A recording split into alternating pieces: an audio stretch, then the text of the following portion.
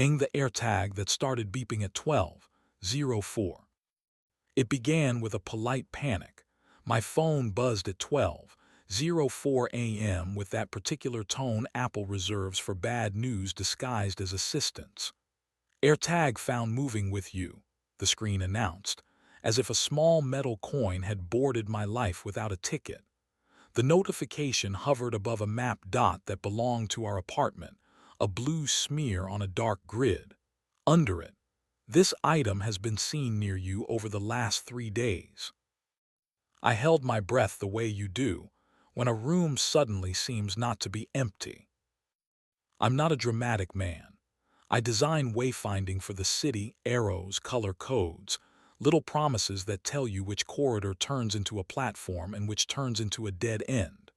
I live by the idea that everything can be clarified with the right sign. My wife, Elena, teaches pottery to people who want their hands to remember more honest work. We are competent. We pay our taxes. The only things that beep at midnight in our home are the fridge when you forget it ajar, and apparently now fate. The chirp came again, faint and apologetic from somewhere near the co-track. I turned off the music, quieted the dishwasher, and followed the sound the way you follow a faraway metronome. It wasn't in my jacket pockets, or the bowl with our keys, or the tote we bring to the Saturday market. It was inside the lining of Elena's camel coat, stitched with more care than a prank can afford. I slid a finger under the hem, felt tape, and eased it out. A white disc, warm from the wool, blinking its innocence at me. There are two kinds of fear. The kind that makes you call a friend and the kind that makes you call yourself a coward if you do. I put the AirTag on the table and read the notification again. The interface offered no name, no owner, just the cold reassurance that I wasn't imagining it. In the bedroom, Elena slept on her side facing the window, hair poured over the pillow, one hand curled like the end of a sentence. I watched her for a minute in the blue light and tried to decide what story to live in. At breakfast, I said nothing. I slid the AirTag into my pocket like a coin and made coffee the way she likes. Porcelain mug warmed first, 2 spoons of sugar she pretends to resent.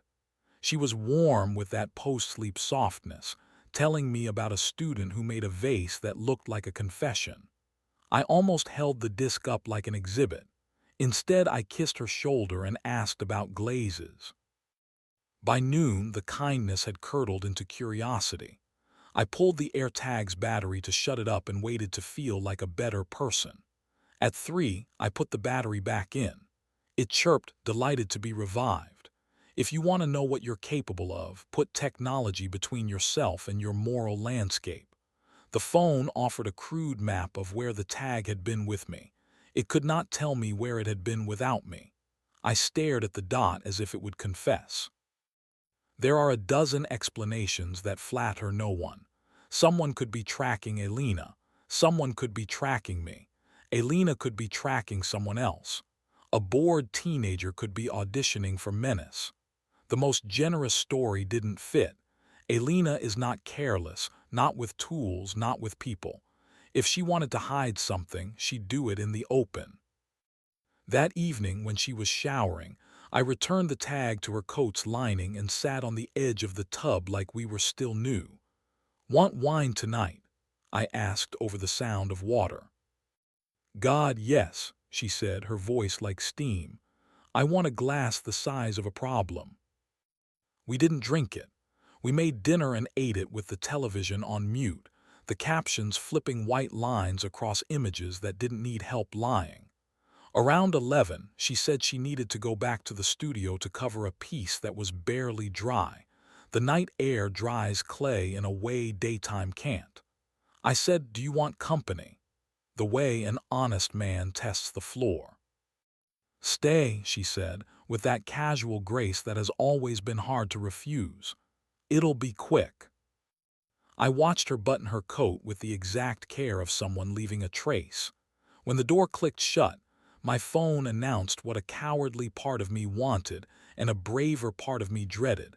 AirTag found moving with you. The blue dot drifted down our street as if it had shoulders. I argued with myself until my body put on shoes. The map led me a dozen blocks and then a dozen more, past the bakery that forgives late-night hunger with leftover croissants, past a mural that everyone has taken a picture under because it promises wings. Elena turned left where we usually turn right. The dot slowed near the old Orion Hotel, a brick triangle that looks like it wants to remember something better than itself. Its lobby used to host old men practicing their dignity. Now it hosts money dressed like taste. Maybe she'd gone to the studio that happens to be next door, I told myself. Maybe the AirTag's radius was sloppy. Maybe the building was a coincidence with better lighting than mine. Maybe 1,000 things. I stood on the opposite curb, just another man pretending to be part of the sidewalk, and waited. At 11:41, the revolving door gave me my answer. He stepped in first, handsome with the comfort of being so, his coat a shade that cameras love, hair that had learned to obey. He spoke to the concierge like they had an agreement about his face. Elena followed, hat pulled low, her walk set to that pace some women choose when they want to look like they already know the ending. I didn't storm. I am not made for scenes, I make signs. I watched the elevator swallow them. The AirTag's dot rose on my screen, pausing at 6. My stomach learned a new math. 6 floors is high enough to be private and low enough to smuggle regret down the stairs if you need to. I told myself I'd wait 5 minutes and go home. I waited 20 and entered the lobby because I am exactly that kind of fool. The Orion smells like leather and old applause. The desk clerk looked at me like I belonged here in some other life. "Can I help you?" he asked, which is a question that always has an answer you don't want to give. I lied badly about a lost credit card. He told me to check with security upstairs. Security is on level 6. The elevator didn't need convincing. It needed a finger. I gave it mine. The hallway was softened into respectability with carpet and sconce light. Room 606 had a maid's cart parked outside it like an alibi. I listened like a thief. I heard nothing. The AirTag chirped in my pocket, indignant at the floor between us. I was saved by farce. A door down the hall opened and a couple tumbled out laughing, drunk on themselves. I caught the door before it latched and stepped inside. Room 614, vacant, staged with widow light thrown across the bed like a suggestion. I watched the corridor through the crack of the hinge and performed patience badly. At 12:22, Elena's door opened. She came out alone. Her hair had shifted. The red of her mouth was a little bit less certain.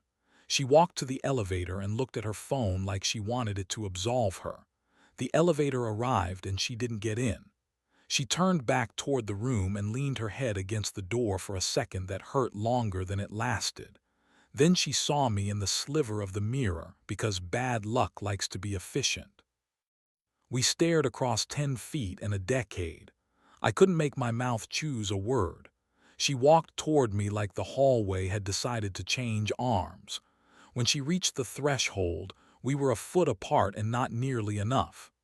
"I knew you'd find it," she said, and the sentence contained both confession and instruction. "The AirTag," I said, because facts needed a chaperone. "The AirTag," she said. "You found it at night because you wouldn't have asked in daylight." "Whose is it?" "His," she said. "He's named it Keys, which is the kind of stupid neatness he specializes in." "Anger is a neatness too," I felt it sharpen. "So he's tracking you," I said. She shook her head. "He thinks he's protecting me. He thinks the city is a fight he can win with toys. I let him think it because it made the whole thing small enough to fit inside." "The whole thing," I repeated. In the room down the hallway, a faucet stuttered. In hours, the bed didn't bother to pretend not to be a bed. "He was a year I almost lived," she said softly. "Before you. Before I knew how to be still, he came back. He said all the sentences that work. I wanted to see if I missed him or if I missed a version of myself I misfiled. And I don't like who I am around him, she said. I like how quickly I forget myself, which is worse. The elevator hummed and opened and closed and left us where we were. I wanted to make a sound superheroic enough to send us home and undo the night. I didn't have one. I had two hands and they weren't empty. I put one on the jam so I wouldn't fall into her. She put one on my wrist so I wouldn't leave. "Do you want to walk me away from this?" she asked. "Or do you want me to close the door and tell you not to watch?" "Neither," I said. "I want to choose something with you that doesn't need to be hidden." We stood like that, the way people stand when posture is all they have left before speech makes the room a courtroom. Then she did something I will always be grateful for. She reached up and slid her fingers into my hair at the nape of my neck the way she does when the right answer is "come here." My body remembered. My breath didn't argue. We kissed in the doorway like teenagers stealing bravery. It wasn't greedy. It was detailed, the lip at the corner she bites when she's thinking, the small sound she makes when relief sits down on the same couch as heat. I put my forehead against hers and forgot the architecture of the corridor. "We can go home," I said into the inch between us. "Or we can go inside and use that bed to tell the truth, but not both tonight." "Home," she said. "If I sleep there with you, I won't need to pretend I'm someone else to be awake." We left the AirTag blinking on the hallway carpet like a coin someone would be glad to find. At the desk, the clerk looked up and then wisely down. The revolving door returned us to street air that smelled like the kind of rain that never commits. We didn't speak until we turned onto our block and the city allowed itself to be smaller. In the kitchen, we leaned against opposite counters, distance enough for a choice. "His name," I said. "Damon," she said, and the syllables had the dignity of a mistake that knows its own edges. "He's a restaurateur. He knows how to ask. He does not know how to stop." "Do you want him?" I asked, not masochist cartographer. I needed the map. She shook her head. "I want the feeling that everything could still begin," she said. "He impersonates that feeling. You generate it without pretending." We did not transform into saints. We made tea to have something to hold. We made rules in the stupid temple of 3 in the morning. The rules weren't clever. They were what people make when they mean it. Tell me before the idea becomes a room. No devices that teach us to lie better. Schedule want like we schedule responsibility, not to tame it, but to respect it. We wrote them on the back of an Orion Hotel envelope I'd stolen to give myself something to do with my hands. In bed, we didn't perform penance. We were careful and hot, like standing near a stove you decide to use anyway. I moved slowly, a surveyor relearning a coastline in the dark. She answered with risk and correctness. When her hand slid down my back and her breath found the sound that means yes, I believed us again. Not because sex fixes betrayal, but because specificity is a way of telling the truth. We held each other after until the light made profiles out of us and left. In the morning, I brought the AirTag to Damon's restaurant before it opened. He unlocked the door himself, elegance with last night's fatigue around it. I set the disc on the host stand between us. "Name it something honest," I said, "or stop pretending you don't know what it does." He looked at the tag, then at me, and for the first time his face did something expensive men's faces don't like doing. He realized he'd miscalculated. "She's okay," he said, and I wanted to hate him for asking as if he'd earned it, but language is a habit and mine is precise. "She is not an item you can find," I said. "If you want practice losing, keep this." He nodded, not performative, finally. He turned his palm up for the AirTag and I didn't give it to him. I dropped it in my pocket and left because some scenes don't need an ending. They need an exit. Weeks are made of small promises. We kept enough of them to count. Elena texted me when she wanted weather. I texted back when I wanted to be thunder. We built a room in the apartment that was not for work or sleep, just wanting. We put a rug there that forgives sins. Sometimes we used it at noon because. Sometimes at night.